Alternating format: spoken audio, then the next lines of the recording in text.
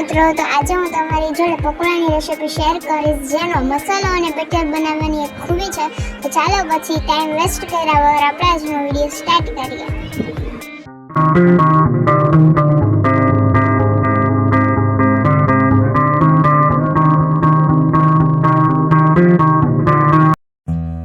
પહેલા મેં અહીં એક ખાંડડીમાં લીલા મરચાંના ટુકડા, ત્યારબાદ લસણની કળીઓ અને આદુના ટુકડા લીધેલા છે. અને આની આપણે અહીં ફ્રેશ જ પેસ્ટ બનાવશું, કારણ કે તમને ખબર જ હશે કે ફ્રેશ પેસ્ટનો ટેસ્ટ જ અલગ હોય છે. હવે આપણે આને સરખી રીતે ખાંડી લઈશું.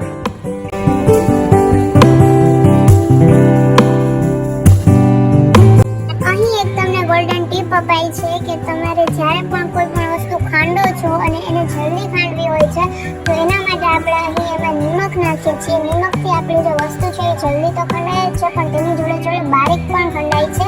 અને એની જોડે જોડે મેં અહીં 1 ચમચી જેટલું પાણી નાખ્યું છે, જેથી આ એકદમ મસ્ત અને એકરસ પેસ્ટ બને.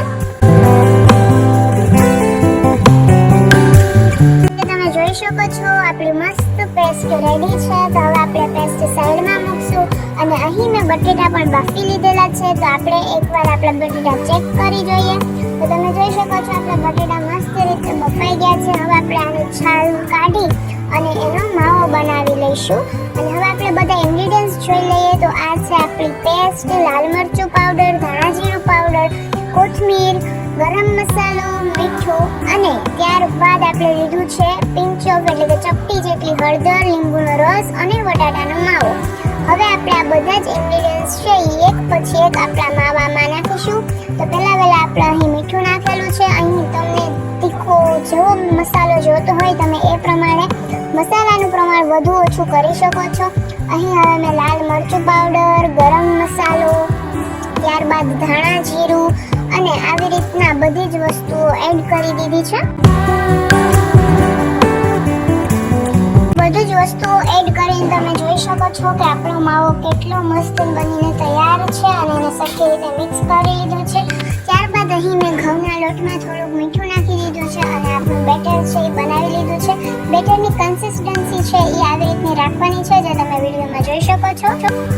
હવે આપણે અહીં બ્રેડ છે એના ટુકડા કરી લઈશું. આવી રીતના બ્રેડ કાપ્યા બાદ આપણે એમાં મસાલો લગાડી લઈશું. મસાલો અહીં તમે તમારી બ્રેડ પ્રમાણે વધુ ઓછો કરી શકો છો.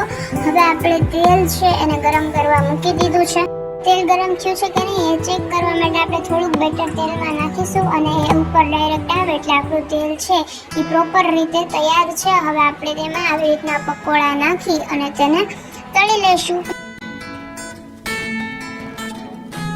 અહીં તમારે એક વાતનું ખાસ ધ્યાન રાખવાનું છે કે પકોડા તળાતા થોડોક સમય લાગે છે, એટલે હવે તમારે છે એ હાઈ ફ્લેમ નથી રાખવાની. હવે તમારે સ્લો ફ્લેમ કરી દેવાની છે. અને હવે આપણે ધીમા ગેસે આને 6 કે 7 મિનિટ આવી જ રીતના ફ્રાય કરવાનું રહેશે. અહીં મેં પહેલા એક પકોડું તળી લીધેલું હતું, તો તમે જોઈ શકો છો કેટલું મસ્ત અને એકદમ ક્રિસ્પી પકોડું બની અને આપણું તૈયાર છે.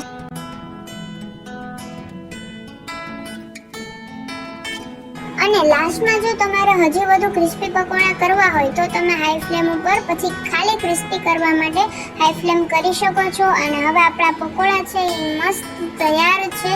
એકદમ ક્રિસ્પી પકોડા બનીને તૈયાર છે. તો તમે પણ આવી જ મસ્ત પકોડા એન્જોય કરો. અને મોટાભાગે બધા લોકો પકોડાનું બેટર છે ચણાના લોટનું જ બનાવતા હોય છે, પણ તેમાં થોડું તેલ રહી જતું હોય છે. અને અમારે ત્યાં પકોડામાં ઓલરેડી આ ઘઉંનું બેટર જ વર્ષોથી બનાવીએ છીએ.